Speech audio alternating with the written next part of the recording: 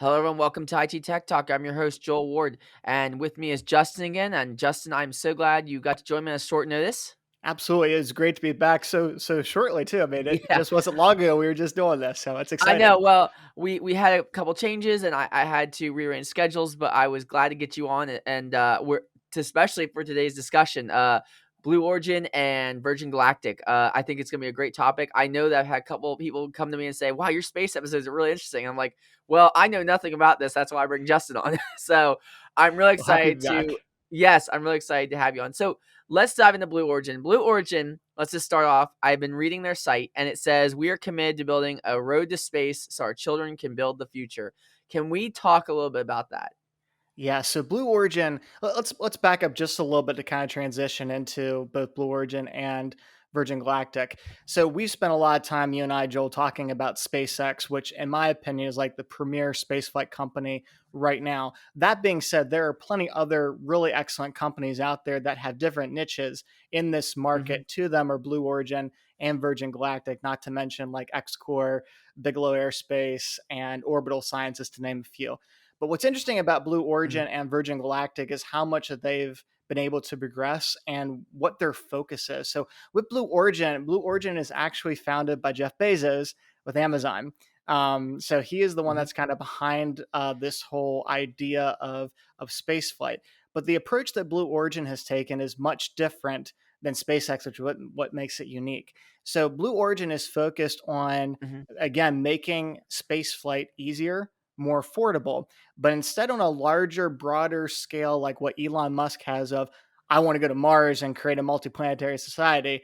Blue Origin's just, we want to make space more accessible and more cost effective, both for payload launches as well as for commercial interests, whether it's astronauts or people that just want to go into space. That's what makes it unique on how they've kind of Hmm. readjusted their focus.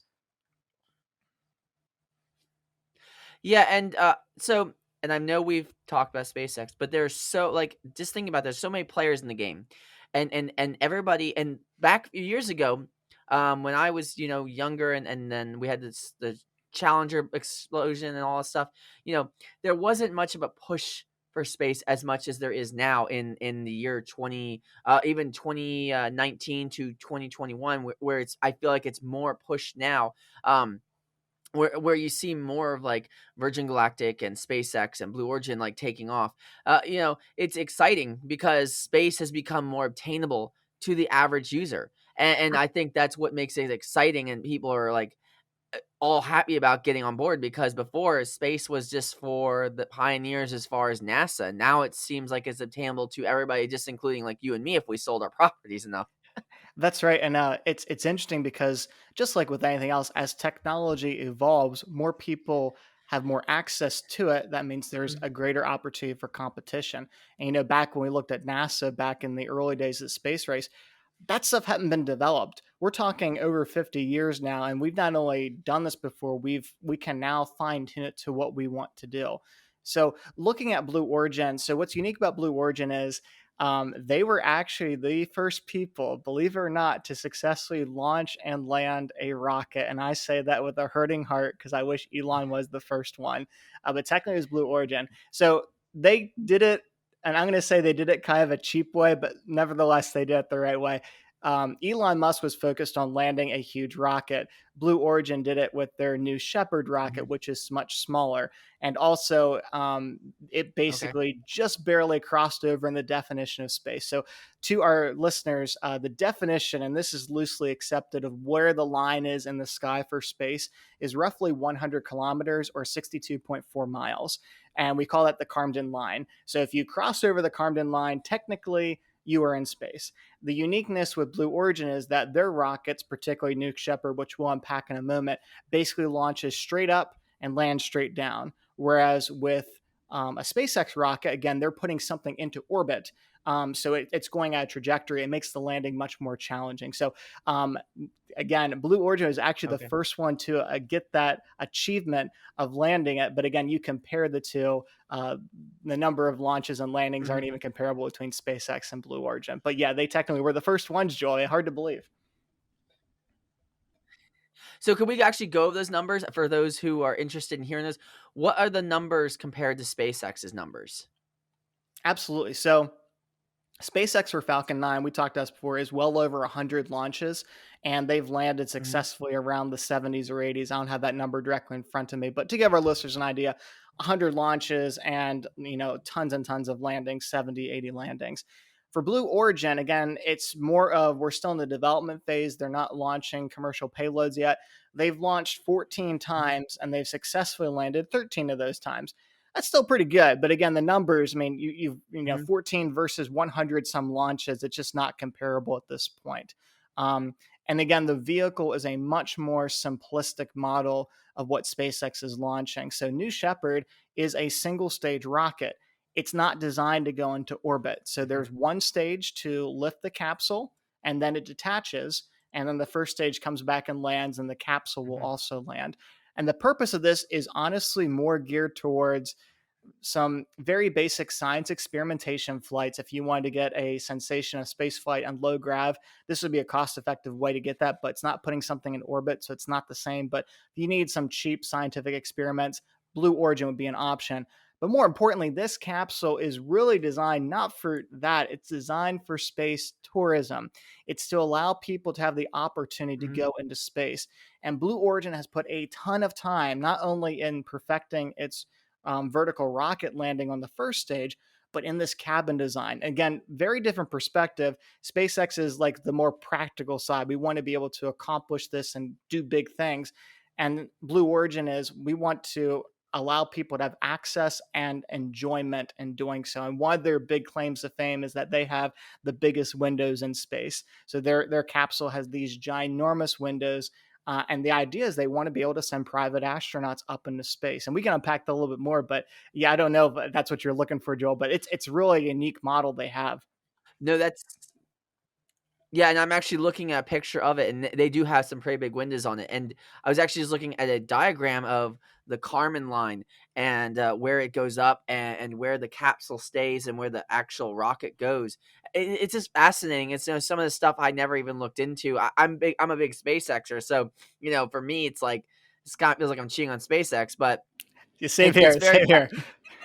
it's very fascinating to see that other people are achieving, the goal of space and sending people up. And so, my question, real quick, before we jump into another topic, is: have they successfully sent people into space to do this, to see space? They have had one manned flight to date.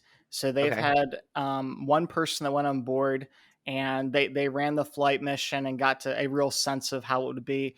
And that was still early stages, so you didn't have a fully fancy capsule, if you will. It was mainly just to say Hmm. this actually works. They've done that. They've not launched operational contracts yet.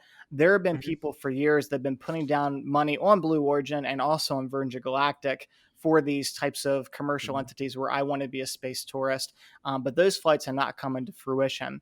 But it's very unique because, again, I think there could be some commercial interest for private space flight with SpaceX. In fact, SpaceX does have a contract to fly someone around the moon. But again, most people can't afford that. You and I can't afford that. What Blue Origin is aiming for is that a person would able to have this experience, and albeit it's a short-lived experience, your whole flight is 11 minutes Hmm. long, and you're going to pay dearly for those 11 Oh minutes. But if wow. you're like me and you want to get into space one day, this could be an option. And of those 11 minutes of flight, 4 minutes are in roughly 4 minutes are in weightlessness, and you will get that experience. You get to see the Earth from above, and again, it's not quite the same as being in orbit, but again, it's going to be in a more affordable option. Hmm. I think that you will see, and they have not posted prices on this that I'm aware of. But I would anticipate when this thing stabilizes and they're able to launch and recover quickly. Um, I'm really thinking, Joel, it's going to be less than 100 grand.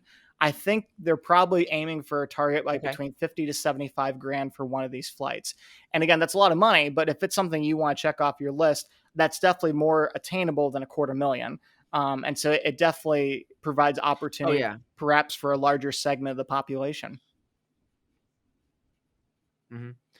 Yeah, so I mean it is obtainable, but you will have to, sell assets or do something. And it's not for everybody. Not everybody's going to get to go. And I think as we've talked about this, as time goes on, it'll go cheaper and cheaper Yes. as the reusability goes on. And it looks like um they're on their website, on the Blue Origin website, it literally does say fully reusable, just like Yes. Elon Musk's rockets. And it seems like, that's something that before, just thinking back a few years, let's say 15 years, I don't think we would have thought about reusing our rockets. And now it's like it's fully obtainable.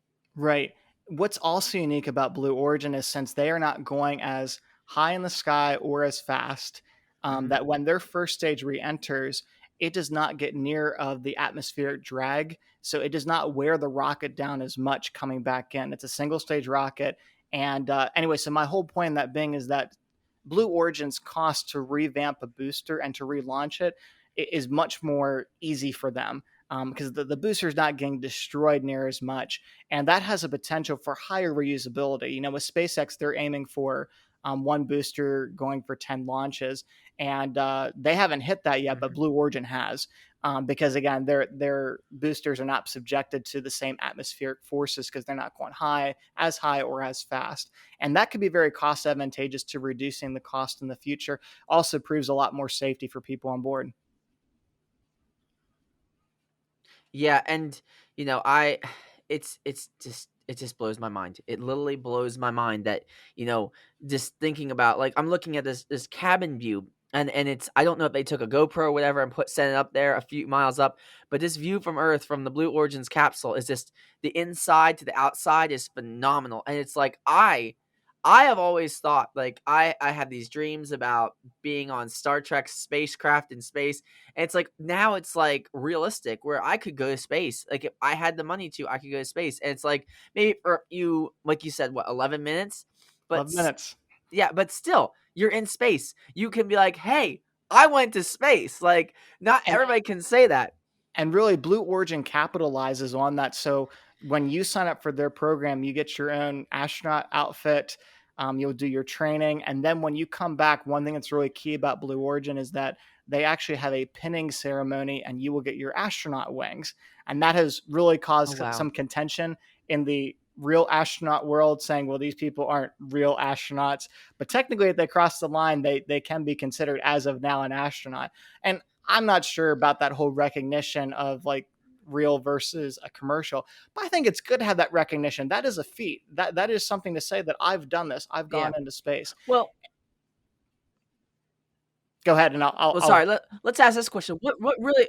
Yeah, what really makes an astronaut? I mean, the science. I mean, going up into space should be obtainable for everyone. You should, if you want to go to space, like Elon Musk's goal, he wants to send people to Mars, his own people, to colonize Mars, and NASA's like, well, they're not really astronauts. Well, I'm sorry, but anybody who, like you said, crosses that line should be considered an astronaut, especially if they're exploring space. It doesn't matter if you're a scientist. You shouldn't have to be a scientist to explore space. You should be able to have your many talents, like building and technology, to better help space. Like, if you're going to Mars and we're colonizing, we don't just need scientists. That's not how that works. You need colonists, you need technicians, you need IT, you need all that stuff, and builders. You need all that stuff to colonize. You can't just have scientists. And I do not like that premonition. And I know maybe that's what NASA's premonition is that scientists are astronauts, and that's totally not believable, in my opinion.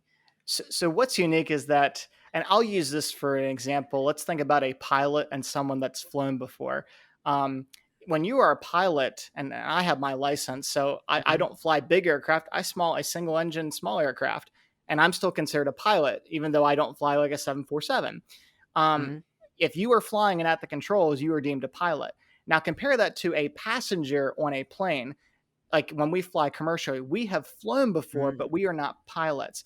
And this is where the whole thing, even back from the very early ages of the space race, there was confusion because a lot of the systems on board any spacecraft, even the early ones, are automated. And not everyone that is on board Hmm. a spacecraft, think about the space shuttle, not everyone that's on board is articulating the Uh-huh. controls. So this has always been a point of contention. Where I think this is going to land, and we kind of put a bow tie on this. What I think is going to land is I think just like pilot's licenses, there's going to be different levels of astronauts, if you will. And there's going to be like a commercial astronaut, and there's going to be a Mhm. career astronaut, and like an astronaut commander pilot, things like that. I think it's where you're going to see it evolve. But by all means, I think that if you put the time, the investment, kept yourself healthy enough to do that, you deserve recognition. I mean, absolutely.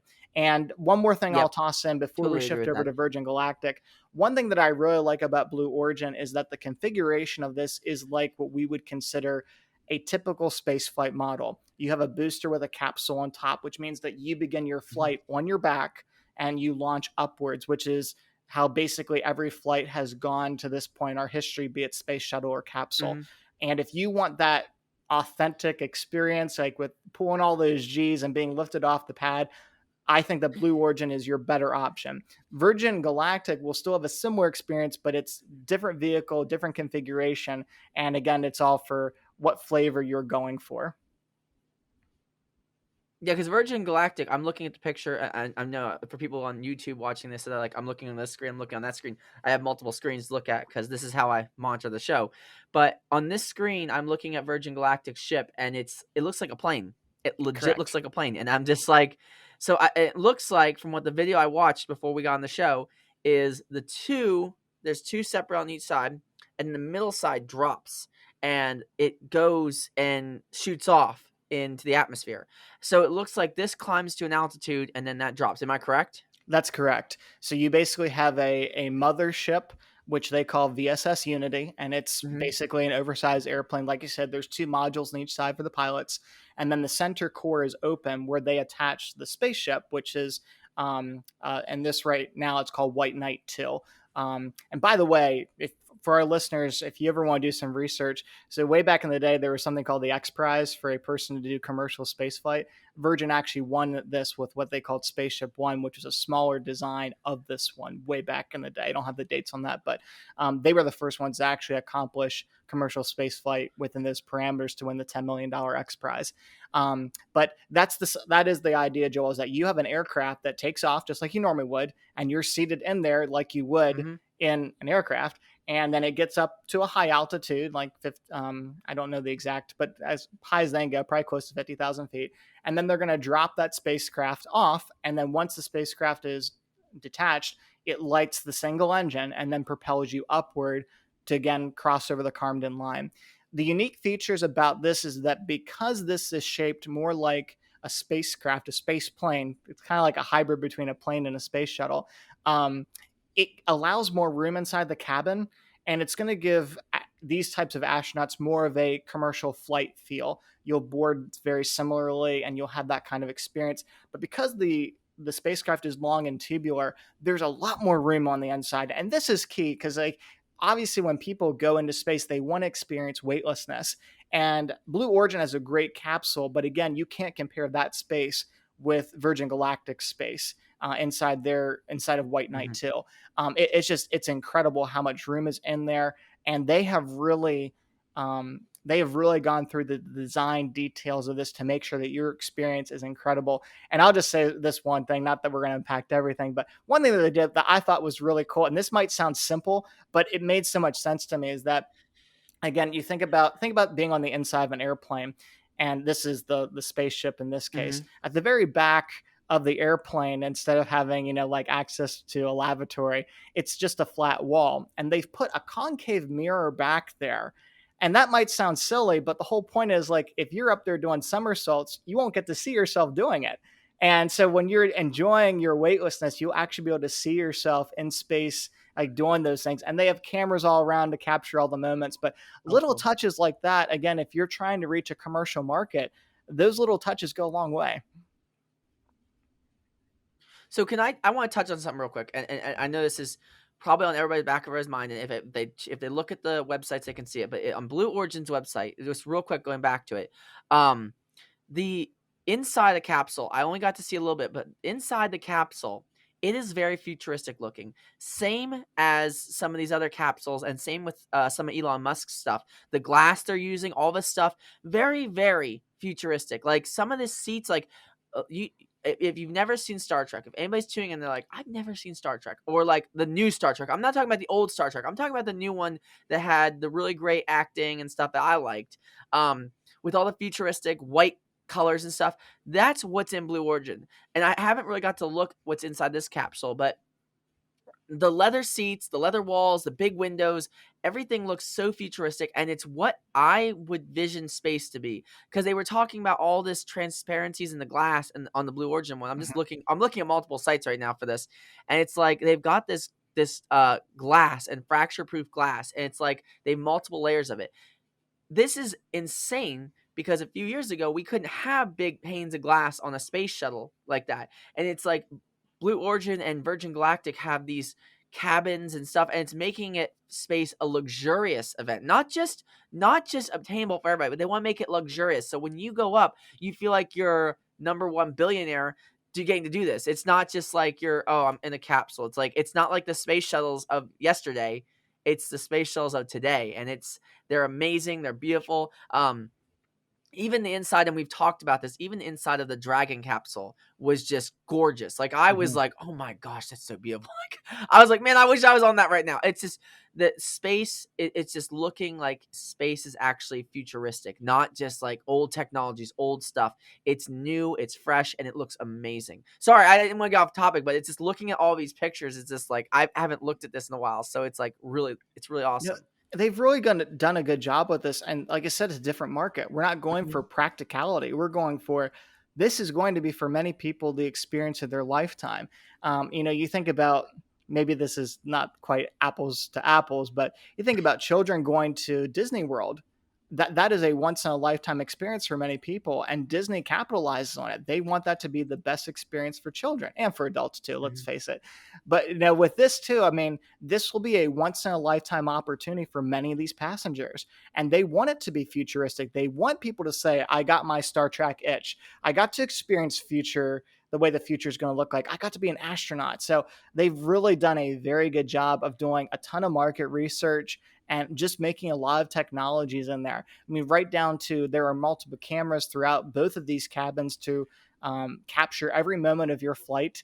They have mhm, infotainment screens that aren't for entertainment, but will show you, your trajectory, your speeds, so you can take in everything, every moment, every aspect of this for whatever it mhm, is you're looking for. I mean, it's really phenomenal stuff.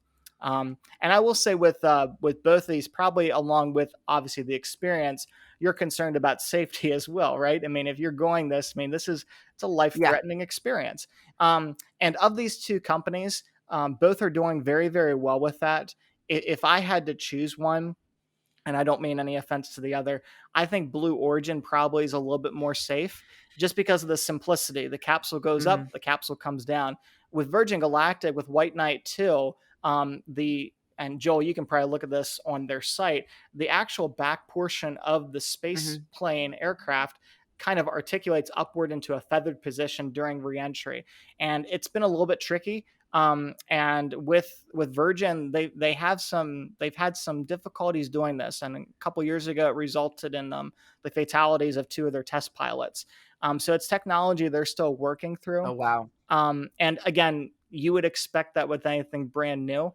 But I believe when they get the mhm, bugs worked out, it will be a lot better. The other thing too to consider is, and again, this is some of my opinion, Joel. So you're getting it all right now. With Blue Origin, yeah, Blue Origin is a liquid propellant rocket, and that's important because you can start that up and shut it down whenever you want to. For Virgin Galactic, for White Knight 2, it is solid propellant. And the problem with that is once you light it, you get okay, great efficiencies, but you can't turn it off. And so you're very committed at that point. And I do believe they're going to have great technology. I think that is going to be a very fun experience for people.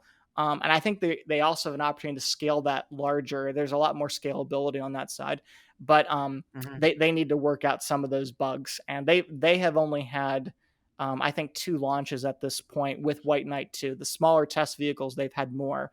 And I said of one of those, it did not end well.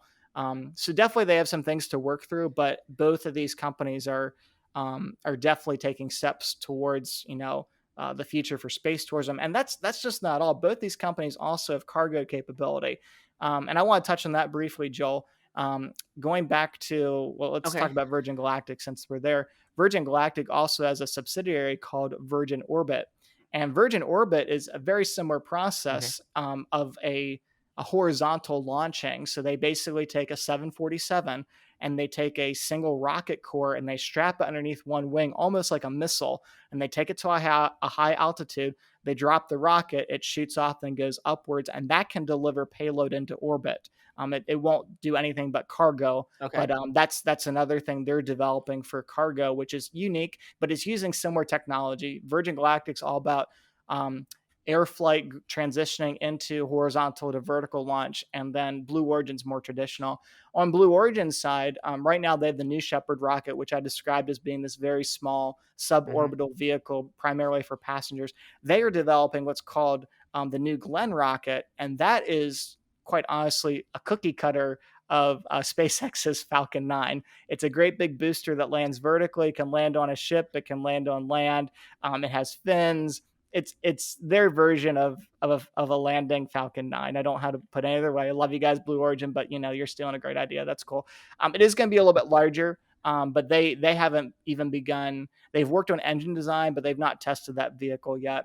And the one other thing that Blue Origin has coming as well is they've actually received a contract from NASA for a human lander on the moon, and they call that Blue Moon. And there's two varieties: a Okay. human version as well as a cargo version.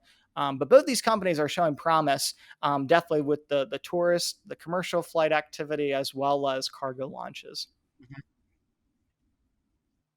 Yeah, and it's that's great. I mean, because I know we were talking in our last SpaceX episode about how the moon is another goal as far as like there's Mars and then there's moon, and I know we talked about the go between, like what the possible is, and you told us about the space station that's going to be going Gateway. in the space gateway. Yeah, I was thinking space gate. I was like, oh no, I was thinking space gate, but That's gateway actually a that's good going to be name. going. Maybe you should trademark that, Spacegate. Yeah, Spacegate, yeah, Spacegate, because that's like, it's I don't know if you ever heard of Stargate, but that's Yes. kinda like, yeah, but Spacegate. But no, it's like having all these go-betweens, like landing on the moon and then taking off and making like, putting a station on the moon and having, that where we store food and supplies, not just in space, and then having it as a refuel point, like because like you said, we could go down and up really easily, and then we could send that stuff, easily down to Mars, and it can just be a refuel station between the go-between points. So it's like there's all that stuff, that's in play, and having Blue Origin and well, mainly I would think Blue Origin because now they got that contract with NASA.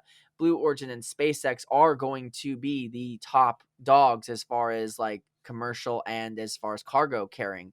Because like you said, there's still Virgin still got a long ways to go.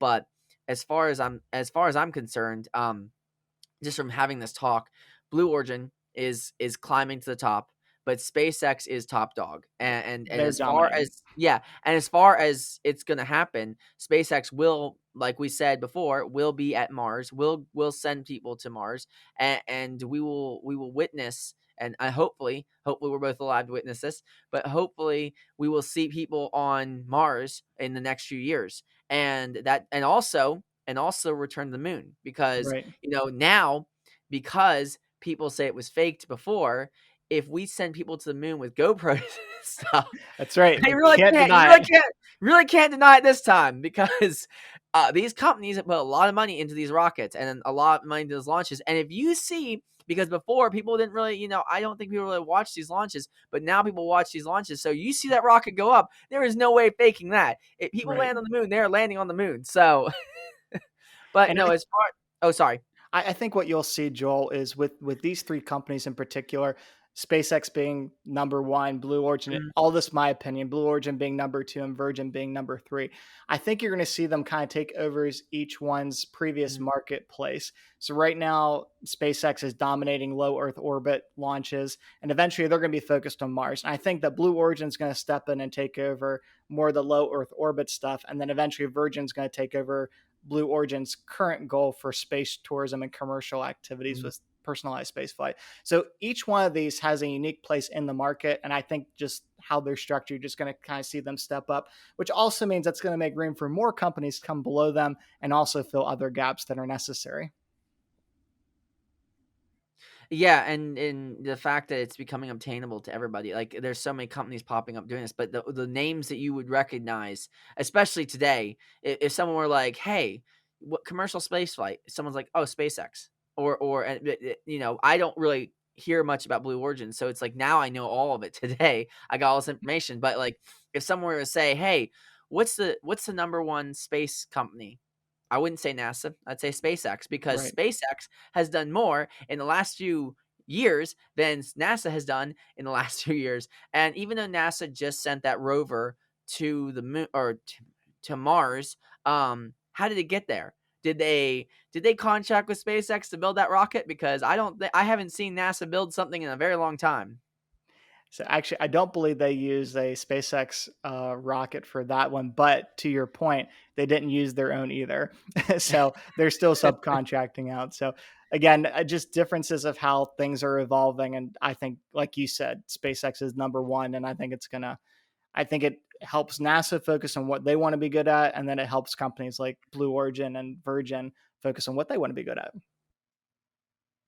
Yeah, but think about this, and I know we're at our time, but think about this. If we're contracting out, we're spending all that money, thousands upon billions of dollars on sending these rockets from someone else when Elon Musk is American-based company. We could send they could have sent that Mars rover with a test flight to Mars. He could have test flighted his rocket to Mars already with that rover. I'm And just I saying. think I think you will see that in time. I really do. I think once Elon has proof of concept, you're going to see more opportunities unfold for him, just like when he proved he could go to the space station, and later when he proves he can go to the moon. Definitely. But as far as everything goes, Blue Origin, if they make it obtainable and even a lower price, I might consider saving some money aside or taking out a loan just to go because, like you said, space is one of the things that, like, if you can check that off as one of your major things, that's a major thing. And it's like seeing space, like I don't know if it's every child's dream now, but my dream back then was like, man, I would love to go to space one day. Like, it's so cool. It's like it's so it's there's not a lot we know about. So it's like it's so we go up there, we could learn something. So the fact of the matter is, I would love to go to space, but I don't have the money. But if Blue Origin made it obtainable, and even Virgin Galactic, but if Blue Origin was able to make it more obtainable because they have a better track record, as we were talking about, I would go. I would go because, like you said, safety. As far as safety goes, Blue Origin would be the one to go with. Um, so yeah, and I think it's real awesome. I'm looking at more pictures of the capsule, and even Virgin Galactic's capsule looks phenomenal. Like the inside, it just beautiful, and the designs are just phenomenal. And even like we said, the capsule, as far as the Dragon capsule going to the space station, everybody here in this race like is equally trying to contribute something amazing to it. They're not trying to it's not a race. They're not trying to outdo the other. They're trying to obtain it at the same pace, if not at the same rate. So, well, Justin, thanks for joining me. I know we just kind of rambled at the end, but I just there's just so much more we can unpack, and I know that I'm going to have you on in the future to discuss more about this because there's just so much more, and there's so much that Elon Musk is doing right now that we got to unpack here soon. Um, but definitely enjoyed having you on the show again. Awesome. Well, it's glad to be back, and I'm glad that we could talk more about space stuff. You know me, Joe. I'll do it anytime. Hey, and there's gotta be a show we gotta get you on where we can discuss something other than space. But I feel like my viewers find you very informative as far as space goes because you actually know a lot more than I do. So definitely enjoy having you on as far as getting some information on space. Well, everyone, thank you for tuning in. If you haven't already, please subscribe to my YouTube channel and check out the podcast on the different platforms. I'm on Apple Podcasts. I'm on Spotify. I'm also on Breaker and Pocket Casts. So definitely tune in. Thank you so much for tuning in, and I hope you all stay safe and have a great night.